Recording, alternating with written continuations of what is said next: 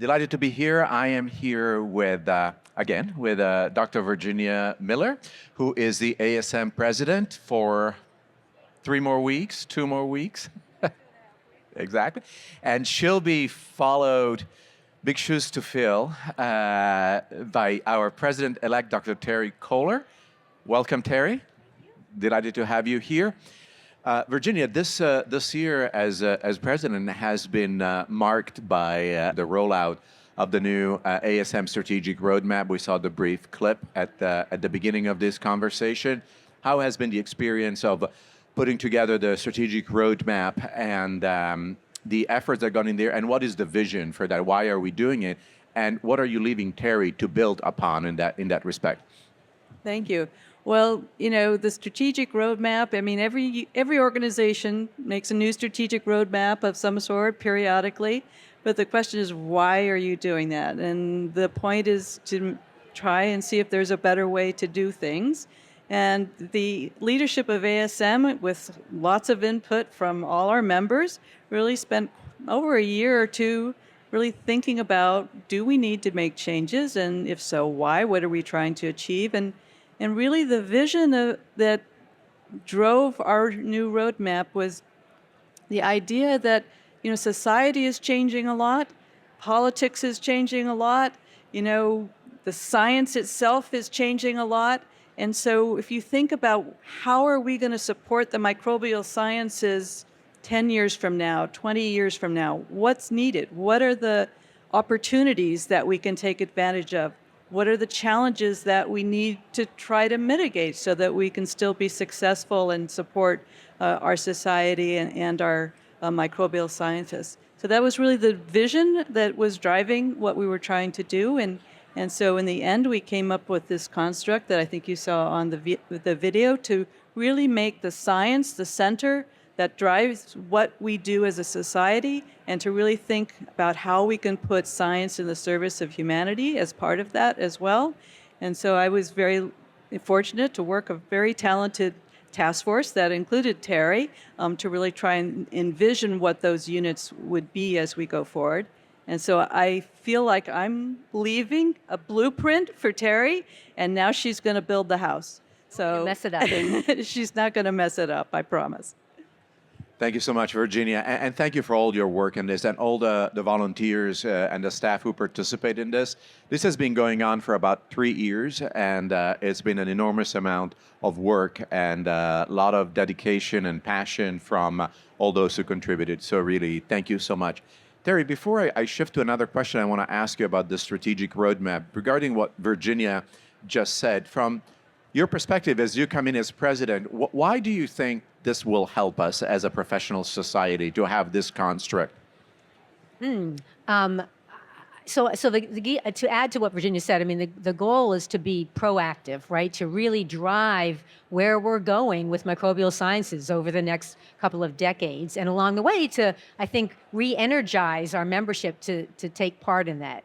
I love the design of the Rotary, because I heard someone say recently, throughout our careers, many of us, no matter what we do, we have different phases of our careers where we emphasize different things in our science and our professional life. And in a Rotary, you can get off for a while and do this, and then you can hop back on and do the next thing. And I think it's a very fluid diagram, and the concept is very fluid that I think will serve our members really well. So we can have community, but at the same time, have a lot of interaction between these different scientific units. Yeah, that's. I think the graphic is really powerful in that respect. And maybe, Virginia, if you want to comment on the fact that those 3 units, and in that graphics we see the science because that is at the center, but all the other aspects which are not directed to science are very engaged with this. You want to comment on that? Because we got a lot of questions about that. Oh, yeah. So, the science is what's driving things, but all those things that we have been interacting with and relying on ASM for are not going away. We are still supporting our amazing journals and the meetings department that helps plan Microbe, as well as other meetings that we support. Have a big advocacy and policy program that will work with the units to advance and promote various aspects of our science, for example. And we also think about the profession of microbiology, which is part of ASM and doesn't have an exact spot on that map of the Rotary because it's really part of everything that we do, part of all the units. Same with education. The educators, microbiological educators, are the foundation of all our units. They are integral to all of it, and that's why you don't see it in one place. So I think. Thank you. Terry, in two themes in this strategic roadmaps are both very present is the global facet of our society. Many may not know that ASM has actually more members outside of the United States than in the United States. But yet, there's more that we can do at a global level. And the second element is that of great engagement and inclusion of people at all levels of their career and their institution where they are. And in particular, there are many, in the United States, there could be many microbiologists who may not have the resources or the opportunities to attend to national events. And ASM is fortunate to have a very robust network of 35 branches that are rooted in throughout the country. And that could be a significant asset for the new roadmap. So I'd like you to take your time to, if you want to comment on the global aspect, that's very important, but also talk about the value that you see in the branches, given that you're coming from the experience of one of the most organized and largest branches. From Texas, everything in Texas is large, right? And so any comments on this, on how you see this and how you think during your tenure we can leverage these assets? Right. So right now, as you probably know, the branches are focused in the U.S., but I think that we can be some forward thinking as we grow internationally and think about branches or branch-like groups in other countries. But the branches, yes, are very dear to my heart. As Stefano said, we have 35 branches right now. I think he also said at one point, if you know one branch, you know one branch. So the branches are very diverse in terms of the people that are part of the branch in their individual missions and programs, exactly what they do. But together they really make, I think, a rich mixture of things that all are a wonderful part of the society as a whole. I think the branches are a great resource for everyone. Many of us, including me, grew up in a branch. Maybe you're in one now. Maybe you haven't been in it that long. Maybe some of you have been in a branch since you were a graduate student. But I think that it's a great place to nurture new leadership. It's just a terrific resource for development of local communities.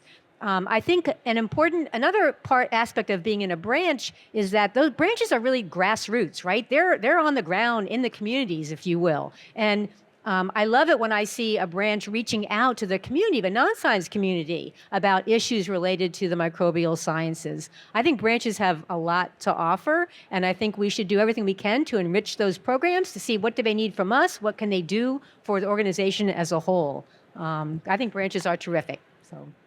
Wonderful. Thank you, Terry. And that is something also that in our strategic roadmap that we talk a lot why this is such an asset is that of a professional society serving the image that I always use as a stepping stool for giving the opportunities and engaging those who have amazing skills but may not be at the forefront of the national events. And so leveraging that within the fabric of our strategic roadmap and see how we can address those needs could be particularly important. I look forward to working with you on that. It's very, very exciting. Virginia, you want to comment on the global aspects of that? You grew up in abroad, and there's also you attended recently a meeting of global health in Africa, and I wonder whether you have any thoughts about why the global aspects of ASM could be important. Well, as Stefano said, I did grow up abroad as a child. I was born in Libya and lived in various parts of Africa for the first 12 years of my life. So it was a really great opportunity for me as president to be able to go to Cape Town in South Africa for the African Society for Laboratory Medicine's biannual conference. and see all the amazing things that they are trying to do to make public health better and clinical diagnostics better, and what kinds of issues they're trying to tackle and how we can help them. And I don't know how many of us sitting here realize that ASM has a very robust global health public health program that's led by Director Wes Kim. And we had an opportunity while we were at that meeting to work with a lot of our collaborators in Africa and see how we can better resource them, what they're doing with the resources they have, and how they are working together as well. And so that was a really exciting opportunity for me as president. The aspects of the strategic roadmap. Do you want to, Virginia, talk briefly about what are the three areas, just to remind people? We saw them in the video, the 3 units, and how does the current meeting reflect, in those aspects? So, is the future of the meeting going to be affected by those 3 units, or what do you see regarding the content of the science evolving at ASM? Well, I think ASM, this meeting is still always going to be a big tent meeting in the sense that we represent all of microbial sciences. There's no other meeting that you can go to in the world and really have all aspects of microbial sciences represented. As we think forward and establish these units and think about how we can maybe improve the meeting or do things differently to meet different needs that people have, we're really considering having 3 co-located meetings, with each of the broad scientific units being able to program their meeting, their branded meeting, to meet their needs. Because different aspects of science but may benefit from different types of sessions, different formats, different timing. But we would have co-located meetings so that you can still explore all the aspects of microbiology that you want. We can still have all the career development and networking opportunities that you see at Microbe today, and the types of plenary sessions that bring us all together. So that's the kind of the direction we're thinking about. It's something that's really still in the evolutionary stage, and we'd love to hear your input and get your thoughts on that if you have any. Exactly. Thank you so much for that. It's really important that we have that conversation about how to maintain the input that we're getting for all the communities and guarantee the identity and that strength of this is my tribe. And I always say that the strength of microbiology is its breadth. The problem of microbiology is its breadth. And so how do we keep this tug of war in the right balance? Terry, one of the things that you will be engaged with as president in one way or the other would be the aspects of representing ASM in front of legislators and policy and agencies, and you have a lot of experience in the biosafety and biosecurity aspects at the federal level. So, given on your experience in contributing to bringing the scientist perspective to the federal government, are there any thoughts that you'd like to share with us about how you see your role as president in that, and what are you looking forward to, or what you're not looking forward to? Yeah, I enjoy policy and getting messages out to important people who have an influence on policy. So I'm actually looking forward to that. I'll certainly need some, education on certain aspects of various things. I don't know everything, but I think that's an important part of a job that I'm happy to do. We want to be, and I think this new roadmap will help. We want to be the go-to place for microbial sciences, right? So whether you are someone in a legislature or a non-scientist or whoever, and you have a question or a concern or an idea, I think ASM should be the place to go and get your answers or further your ideas. So I think the roadmap is going to help with that, and yeah, I'm happy to do anything you ask me to do. Can you put that in writing? That actually is the job description for president of ASM, and that's to do whatever somebody else tells you to do. Yeah, actually, we're laughing about this, but what you said, Virginia, just now is really important. And I think it's an important message for all of us scientists, because as scientists, we are trained throughout our career as drilling 3 miles deep and 2 inches wide.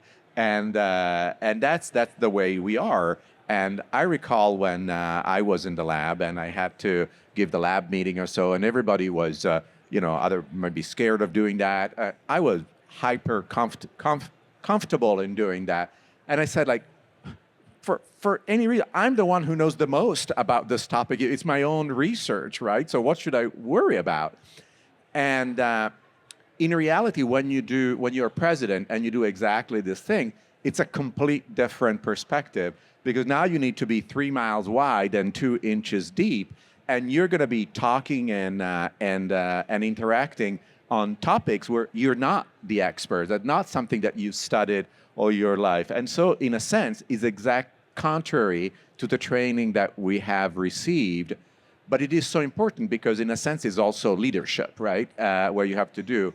And Terry, you've been department chair, and I'm sure, although the breadth of the department is still there, but a role of leadership it's not about you. That's what I'm trying to say. And so, is there anything that you think you've learned there that would serve you well as president in that respect? That's a little bit of a difficult question, but I'm fully aware that will be occasions where I represent our society. And what I really love about our society is that what we do really bubbles up from the ground, right? So every member can have influence on programs, projects, meetings, things ASM does. And so I think listening to the membership is really, really important. I am comfortable when I feel like I know at least this much. I'm pretty comfortable speaking with various groups, so I don't think I have a problem with that, and I'm happy to do that. But I'll be counting on a lot of some support when I go into those situations for sure. Exactly, and that's really wonderful, because this is really what the president does, right? And there could be a crisis tomorrow on a topic where the president gets called on an area that is not yours.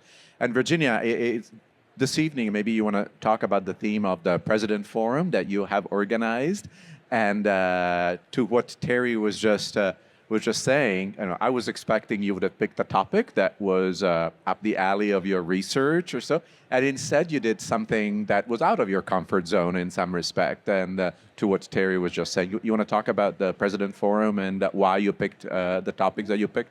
Well, really, the President's Forum is really trying to look at how microbes can be used to help solve problems. But I also really wanted to focus on the science, because I think of myself as a basic scientist. We all think of ourselves as scientists. And I also wanted to have speakers in different areas of microbial sciences so that we can all see a little bit of ourselves in that session. And the topic of the session is how can microbes help address problems? And so I have 3 different speakers, each in different topics, that will talk a little bit about their basis of their science and how that is or can be translated to helping solve or provide some part of a solution to problems that we are facing. So I'm still looking the audience, see if there are any questions. Please, there are a couple of questions there.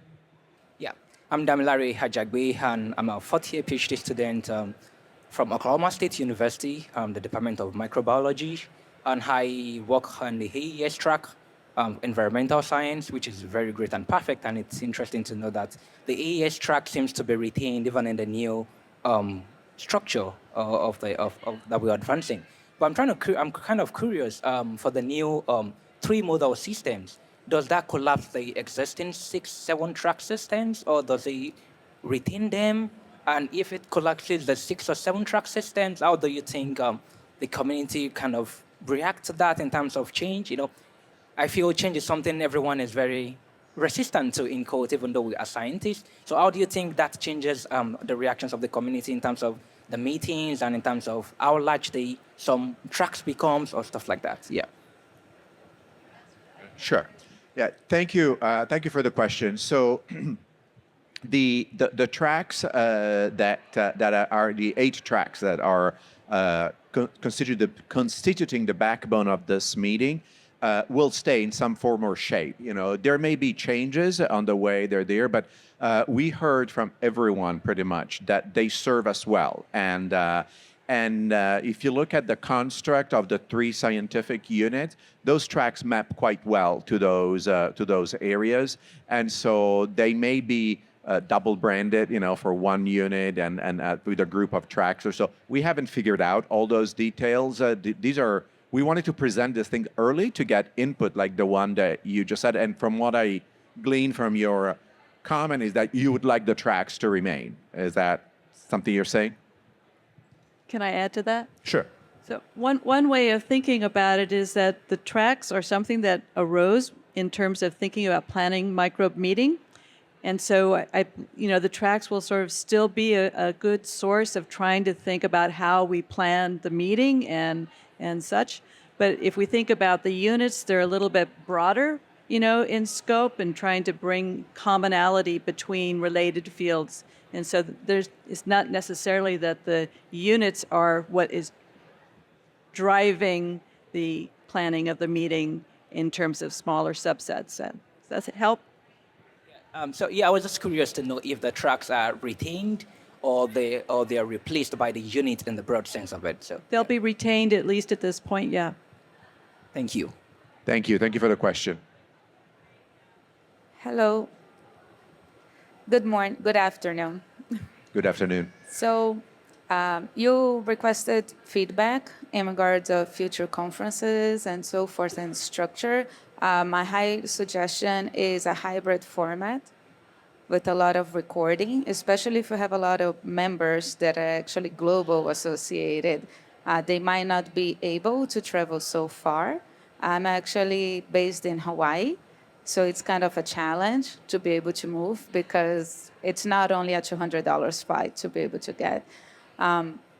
Especially considering that you have 3 new branches coming in. I'm particularly focused in host microbiome biology, and I will be highly interested in all these resources. Considering the local sectors that you have, what are the initiatives that exist in being able to support the development of scientists of each branch? So awards-based or other forms of stimulation for professional growth, specifically focus on the particular branches, resources. How can they tap those resources from the ASM and support their members for the growth? This is something very front of our mind, and I think both Terry and Stefano have some great ideas that they can float to you. So you're asking how can the ASM help the branches more? Yeah. So that's what I want to focus on for a large part of what I do in the next year is figure out, again, each branch is unique and has a different vision for what they want to be and what they want to do. And I think we need to get that dialogue going very quickly and figure out how we can help your branch or another branch accomplish that mission. Already, the ASM at the national level does things for branches. We provide distinguished lecturers for retreats and various sources of funding, but certainly there are other things we can think about doing together. So I want to hear from the branches. If I may add to the branches, actually, over the past year, resources for the branches have been added. There's more resources for the branches than there used to be. In particular, I'm thinking of the Peggy Cotter Awards and others. And I know Hawaii are far away, but as Terry was saying, it's about understanding what the role of the branches can be beyond what it is now. And I think there is a big role of what can be, and we're very committed to that. I want to take the first part of your question. I don't know if there was something in between. I think you were asking about virtual meeting. Yes. Hybrid, yeah, having access to the online. Yeah, that's a big issue, and I appreciate the question. I have to say that we have provided it in the past, and we have had very, very little use. And based on the fact of the extremely limited use that we were getting, it wasn't justifying the extreme cost of doing that. You may seem strange, but putting up a hybrid meeting and having all session, it's equal to the cost of having a second meeting almost. And when you have very, very limited access, it's clearly not a good use of the society's resources. So I understand it's a limit, but it's also a cost-benefit analysis. And I think it's often the case, and I'm hearing that from a lot of colleagues, CEOs of other scientific societies, is that sitting in real time for like a whole day in front of a screen, listening to scientific talks, can be a little bit stiff, and the value of interacting and meeting people, missing it's hard. I'm just assuming why we don't have that much use. But it would be ideal, I agree, but unfortunately, probably it's not the best allocation of resources.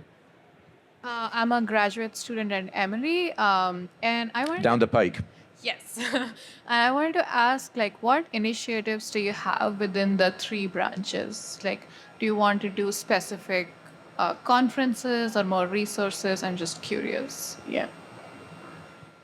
So really, we're thinking of the 3 units as, I don't know what the best word is, maybe think tank, but really as a way of surveying the community and thinking about what that area or broad area of science needs in order to go forward. If you think about, for example, with the bioeconomy, you find that yes, we can do a lot of things, but what is preventing us from really building a bioeconomy? Maybe it's regulations or providing building blocks to start things. So it's just really being generative and thinking about what the community needs and thinking about, well, how can we support that need, and whether it's in advocacy or advocating for a new granting program or whatever. So it's really broad in that way. Virginia, one last quick question. You just said that you never know what's coming to you as president. So tell us, when was the last time that you did something for the first time as president? About a minute ago. I'm serious. All of this is new to me, and sitting up here is definitely out of my comfort zone. And so it's a new experience every time I get up here to do something like this. You may be out of your comfort zone, but you never show it because you've done such a fantastic job that everybody's been so appreciative. So thank you for all that you've done. You're all very forbearing. Thank you. No, we're all very, very sincere. Terry, we spared you from the Micro 2040 project that led us to the strategic roadmap. So now you have absolute free reign to tell us, what will ASM and microbiology look like in 2040?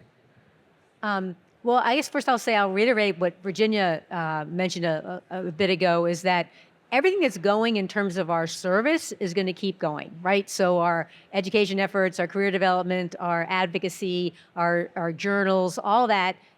And I will say that that's done really, really well. It doesn't mean it can't be expanded or improved. I think ASM is the premier professional scientific society. And of course, I might be a little bit biased, and it may be the only society I've been a part of. But that aside, I mean, there are so many things that ASM does well for its membership. And as I indicated before, the membership feeds back into the decisions that are made for the society.